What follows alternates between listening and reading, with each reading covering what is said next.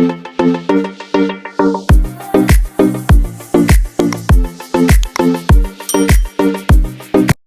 guys! Ayan, welcome back to my channel guys. Ayan, so it's me again, Alintot at your service. So welcome back to my vlog guys. Ayan nga po, so pag-uusapan po natin kung ano po ba yung mga reasons, kung ano po yung mga dahilan kung bakit po naging not recommendable po ang ating account. Kung bakit po hanggang ngayon not recommendable pa rin po ang ating pong account. Ang dami po kasi nagtatanong kung bakit daw po ba not recommendable ang kanila pong account. Kasi wala naman daw po silang nakikita na violation po sa kanila pong mga video. Bakit daw po not recommendable ang kanilang account? Hindi lang kasi reason kung bakit po nagiging not recommendable po ang ating account dahil lang po sa violation po na sa ating pong mga video. So guys, ito pong video po na ito guys, so ituturo ko po sa inyo yung mga reasons, yung mga iba pong reasons kaya po nagkakaroon po tayo ng not recommendable po na account. At baka nga po isa po ito sa mga dahilan kung bakit po not recommendable po ang inyong account. Ayan, so actually guys, sinearch ko pa po talaga ito. Ayan, nag-search po talaga ako yung mga reasons dahil sa wala naman daw silang violation sa kanila pong mga video.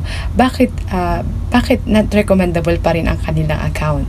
Napakahalaga po na panoorin mo itong video na ito at baka nga po isa po ito sa mga dahilan kung bakit po nagiging not recommendable ang inyo pong Facebook account.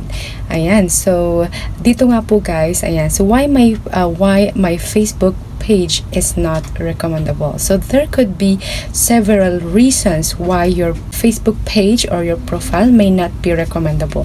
So yun guys, yung sinabi niya po dito, several reasons. Ayan, so hindi lang po iisang reason, several reasons. Ibig sabihin, madaming reasons.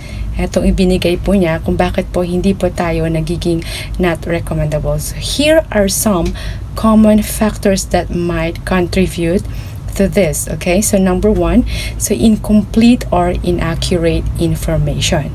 So dapat nga po full detailed po, up-to-date information po ang atin po account. Kasi pag incorrect information or hindi po enough details po ang ating po account, magiging not recommendable talaga ang ating po account. So malaki po guys yung impact pag kunti lang po yung atin pong, pag hindi po enough po or incorrect po ang atin pong details po, information po sa atin pong Facebook account. Ayan, so yung pangalawa nga po guys, ayan, low engagement and activity. So anong ibig sabihin naman po ito guys? Pag ang atin pong Facebook account, pag ang atin pong page or profile po na konti lang po, low engagement, kung konti lang po ang ating pong likes, ayan, yung mga comments or yung pong ating pong share po sa ating pong mga post, so nag-a-appear nga po ang ating pong account dun po kay Facebook na not recommendable po ang ating pong account. Kaya dapat po yung gawin po natin, ayan, so mag-create po tayo ng mga content, yung mga engaging, ayan, yung mga valuable, yung mga informative, yung mga interesting, yung mga helpful po na mga video at makipag-engage nga po tayo sa atin pong mga audience para tumaas po ang atin pong page activity. So number 3 nga po, negative reviews or feedback. So pagka meron po tayong negative reviews or feedback po sa atin pong mga audience, malaki po talaga yung magiging impact po nito kay Facebook na hindi po nagiging not recommendable po ang atin pong account. Next nga po, ayan yung pang-apat, ayan, lack of quality content. Ayan, so kung ang page nga po natin or profile po natin ay consistent po tayo na nagpo-post ng low quality content or irrelevant content, so posible po na makakaapekto nga po ito sa ating pong Facebook account or sa ating audience, kaya hindi po siya nagiging not recommendable. dapat po yung pinopost po natin is yung pong quality content. Ayan, yung mga engaging, ayan, yung mga helpful, yung mga interesting, yung mga informative. Yan po dapat po yung atin pong pinopost. Ayan, so yung panglima nga po, limited page reach. Ayan, so ang ibig sabihin naman po ito guys, kung ang page or profile nga po natin is maliit lang po ang atin pong followers, kumbaga yung reach po natin is maliit lang po. Limited lang po yung reach na nakukuha po natin, kaya hindi po siya enough na recommendable po ang atin pong account. Kasi nga po, mababa lang po yung reach na nakukuha natin.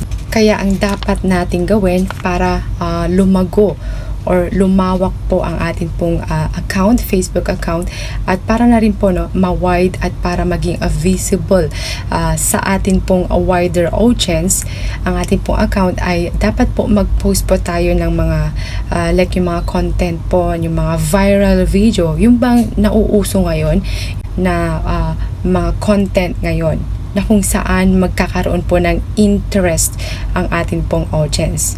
Mag-run tayo ng ads, ayan, kung kaya naman po natin na i-post po ang ating pong mga post, ayan, so gagawin po natin for us po na lumaki or tumaas po ang reach po natin. Pero guys, optional naman po yan guys. Actually, optional po yung pagbo-post kasi nga po may bayad po tayo. Magbabayad po tayo yan. Yan lang po kung kaya lang po natin na i-post po ang atin pong mga post.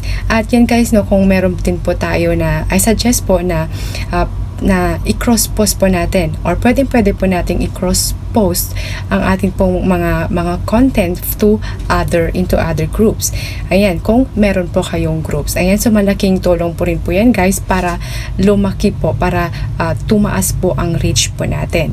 At makipag-collab nga po tayo sa iba pong content creator. Ay, yung pang-anim nga po, violation of Facebook policies. Ayan na nga. So dito na nga po guys, violation of Facebook policies, yung mga content nga po natin na nagkakaroon po ng mga violation. Yan, yung mga nandun na po yung mga partner and content monetization policies, yung mga community standards. Ayan po, yan na po yung reasons din po kung bakit po nagiging not recommendable po ang ating account.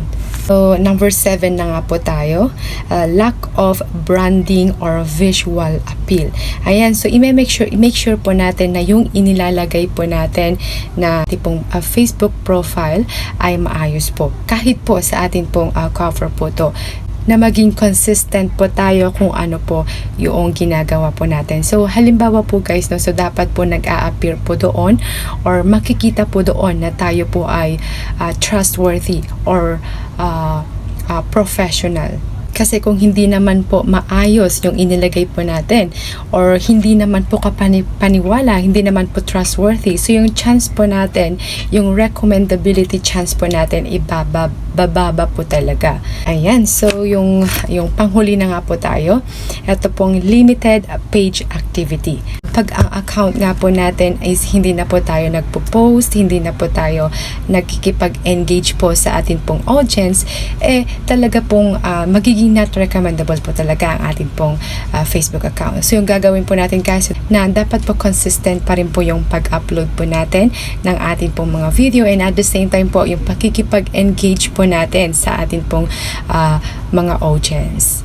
Yun lamang po guys yung ma-share ko po ngayong araw po na ito, at I really hope po na may natutunan kayo sa video na ito. At kung meron po kayong katanungan guys, ayan, so mag-comment na po kayo dito po sa baba at sasagutin ko po yan sa abot po na aking makakaya. Huwag niyo pong kalimutan, ayan, na mag-subscribe, and then yung pindutin nyo po yung notification bell para updated po kayo sa mga ganito pong klaseng video tutorial, at pa-share na rin po ito pong video po na ito. Yun lamang po guys, thanks for watching and God bless us all. Bye bye!